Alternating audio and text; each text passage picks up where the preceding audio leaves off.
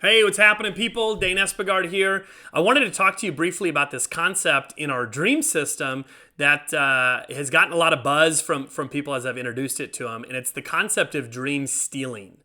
And the title itself makes it sound a little taboo of, what is this dream stealing thing that you do? But dream stealing is a part of the dreams retreat that we go through that's also called dream sharing. And it's a pretty neat part. When we started doing this in our dreams retreats, I don't think I fully recognized the power of that section and what that was going to be. I first put that into our agenda more as just a kind of sharing in a fun portion. And what I noticed is that it accomplished a few things that I hadn't considered originally. The first thing is it helps people, one, to express verbally the things that are on their list. And it's really cool to see the things that people choose to share. So as we do this, we'll typically go through certain categories and ask people to share 3, 5, 10, depending on the number of people, things from that category with the rest of their small group.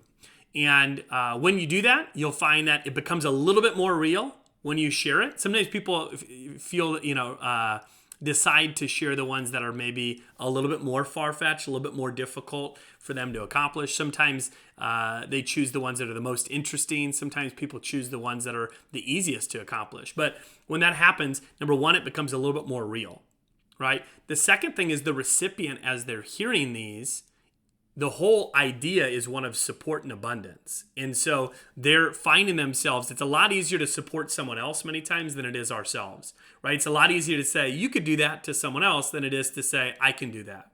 And so naturally, throughout this entire process, and this is an organic thing, as somebody hears someone else sharing their ideas, they find themselves in a supportive abundance mindset of, yeah, you can do that, you can do that, you can do that, right? And you can see how that's going to help them as they're going through their own process. Another thing that happens is we steal. We hear something from somebody else's list and we say, oh, that sounds awesome. And we jot it down on ours. And that's the idea of being able to create an even larger list of dreams, a larger menu for us to be able to operate from. And so we steal those. Me leading people through these dreams retreats, I love it. I'm the number one stealer of dreams, where I'll hear other people and say, that's great, that's going on my list. And this is why I still get energy every single time that I run one of those dreams events, is being able to hear people's different dreams that they share, that some of them I've never heard before. And so that's another cool benefit of the dream stealing and sharing portion. And then another thing that we see is the bond that happens within that small group. And at first, I wasn't really intentional about who the groups were. We just, split people up by who they were seated by. Now, part of that, they chose who they were sitting by in the event. And so a lot of times it was people that maybe they worked closely with, or they're closer friends in the on that respective team, or their department, or something else, or their office. And what happens is now they're sharing sometimes vulnerable things about themselves with people at work.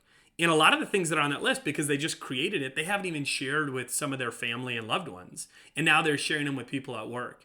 And so the idea behind this, workplace relationship and personal relationship, well, all of a sudden at work now, I know these, objectives and these dreams that somebody on my work has. And so it's a lot easier for me to support them in their pursuit of these things when I was there, when they kind of made the decision on these things. And then also they shared those things publicly.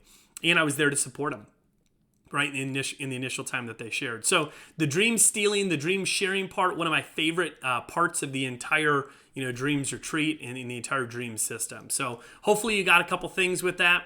This is something that you could do just in your own small group, at home, in your relationship, in family, also in the workplace. If you're interested in finding out more information, feel free to check out my website at daneespigard.com. There's a lot of resources there, and hopefully we can connect on the website. Thanks a lot.